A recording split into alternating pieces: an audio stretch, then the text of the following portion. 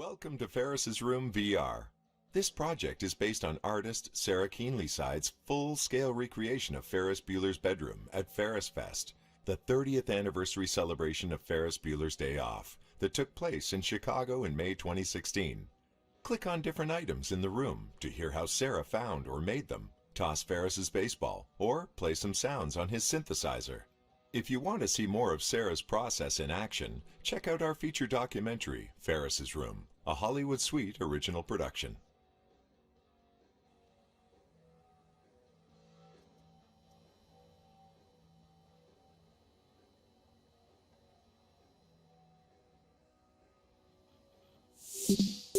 One of the key elements of Ferris's room, as far as I was concerned, was his computer. You know, there's an entire scene built around Ferris changing his absence days on his home computer to his school computer, which I remember as a kid being like, how on earth do you do that? I mean, the thought that you could make something happen in another computer from your own computer was a foreign idea at the time for me. I really wanted to find the same computer that he had.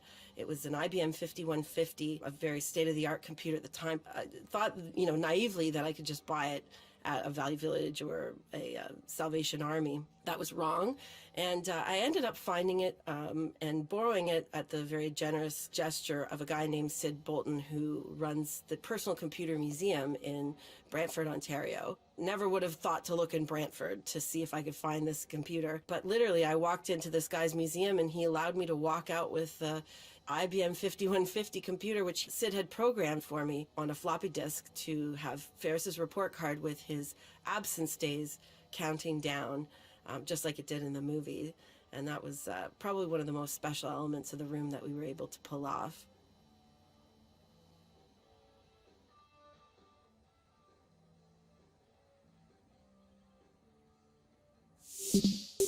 Any kid in the 80s will tell you that MTV was like the coolest thing ever. And, we're from Canada and of course we didn't get it here. And some friends of mine, their parents had it because they had, all the extended channels.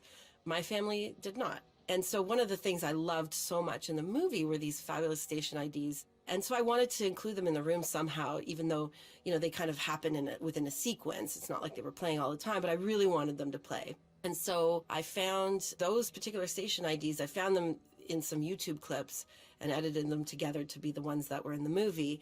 And then I had my friend Nathan Whitford, who's, I always say, is my, electronics wizard. And I had him figure out how to rig up this old TV to play these station IDs on an MP3 player. And so it was just kind of to add a kinetic element in the room that I think people would love.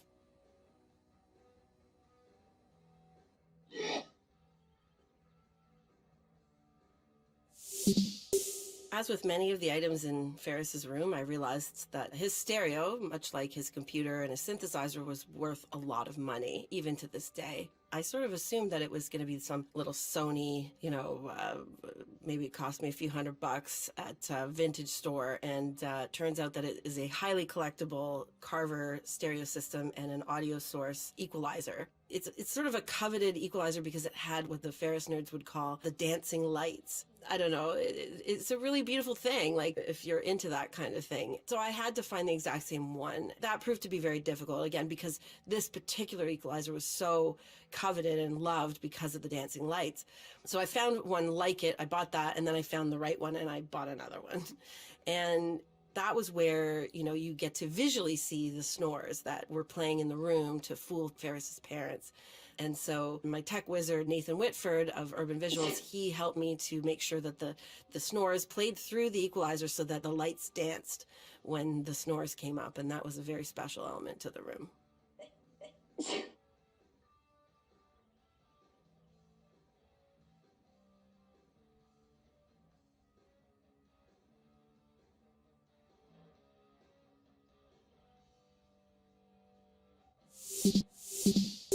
There's a lot of symbolism in Ferris's room, and a lot of it is actually, it seemed to be sort of a cowboys and Indians kind of theme that runs through a lot of the items. The lamps on either side of his bed, there are these, kind of parchment lamps that have wagon wheel scenes on them. There's the wagon wheel chair. And then there's this blanket on his bed, which at first I thought was maybe like some sort of 80s fleece blanket, kind of a vaguely Navajo pattern to it. but I realized was actually a 1940s camp blanket. The pastel colors are what threw me off because they looked really 80s. Those camp blankets were all done in those kinds of faded pinks and blues, and that was very frustrating because I thought, well, then I'll find a camp blanket just like it. Well, I don't think there are two camp blankets that are the same. And I ended up ultimately going with just a crappy fleece blanket. The way I arranged the bed, it was all kind of crumpled up, so you couldn't tell. Hopefully nobody else was too upset about that.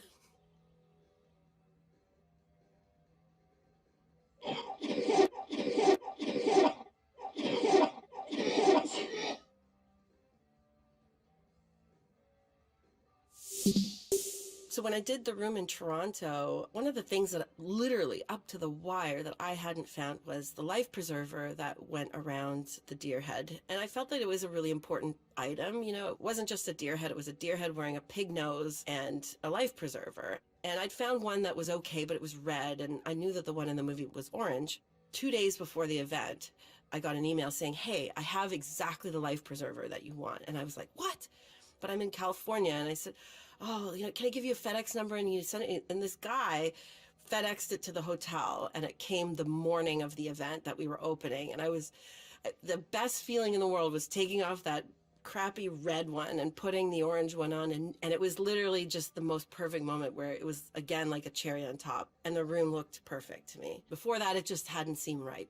Funny how the littlest, tiniest details are really what makes the thing work.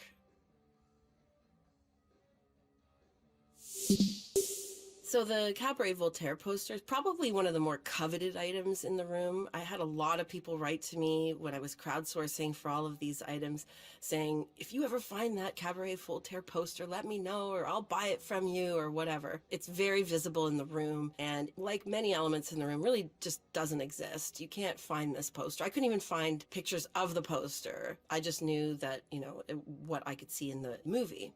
And so that poster we ended up recreating, and I had an amazing graphic designer, Natasha Leung, and I bought all the singles and albums and anything that I could find that had elements that I knew were in the poster, and she recreated them as faithfully as we could to the movie. And I think it turned out great.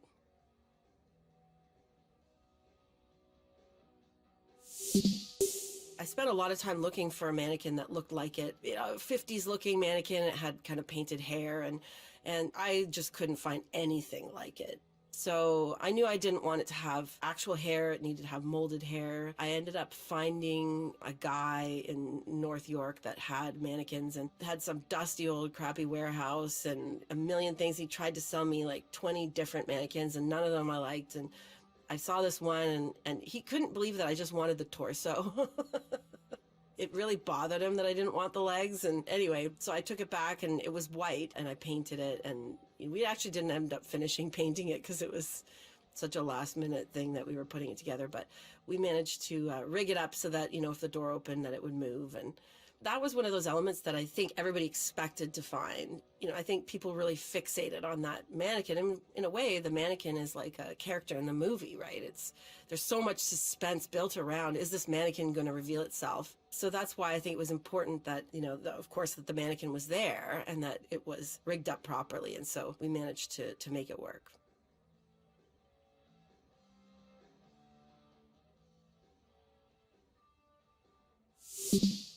When I did the room in Chicago and when I did the room in Toronto, each had a different horse chair. And the horse chair, when I was in Toronto, was one of the last things that I hadn't found. They're a very obscure kind of furniture called wagon wheel furniture from, I think, the 1950s. And I'd found some, in like Texas and things like that on, secondhand sites, but there was no way I was going to be able to ship a giant chair all the way to Canada. Days before the event, I ended up seeing a very similar looking chair at a secondhand store in Brantford, Ontario. It was upholstered a little differently, but it really had the same kind of feeling, the same shape. It was actually a rocking chair, just the same as the horse chair that was in the movie. And I brought it all the way back to Toronto, barely fit in the car. And I thought, my mother-in-law is really good at upholstering things. And so I thought I'd casually mention it to her that I had this chair, but it wasn't quite right. And I was going to, figure out a way to kind of paint it or do something. And she kindly offered to reupholster the whole chair with a horse applique, just like in the movie.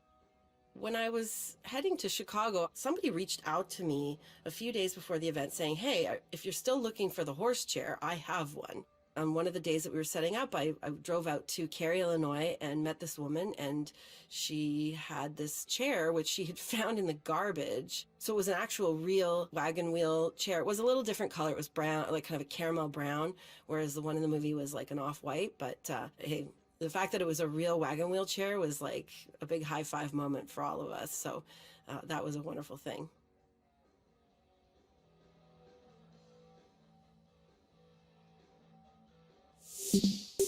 The Brian Ferry poster was one of the posters that also had existed, or at least I could find evidence of its existence. I think it came with a 7-inch from like Japan or something like that. By the time that we started to create the posters, I realized that I'm just not going to get it. And so we recreated that as well. And that one was a complicated one because it's not like it was geometric or something that we could just create ourselves. We had to get all the elements. So I bought, again, all the albums and anything that had any of the artwork that we could find. And then the designer figured out a font that worked. And so we recreated it as best we could. And it's a really central element because you see it in the movie a lot. You know, it's right over Ferris's bed. Brian Ferry's kind of Ferris's, patron saint, right? We had to nail the Brian Ferry poster. Interestingly, there's pictures of Brian Ferry all over his room, which I thought was kind of interesting for a teenager, a guy who's, 16, 17 years old, to be so obsessed with Brian Ferry of all the 80s icons. But anyway, that was the story of that.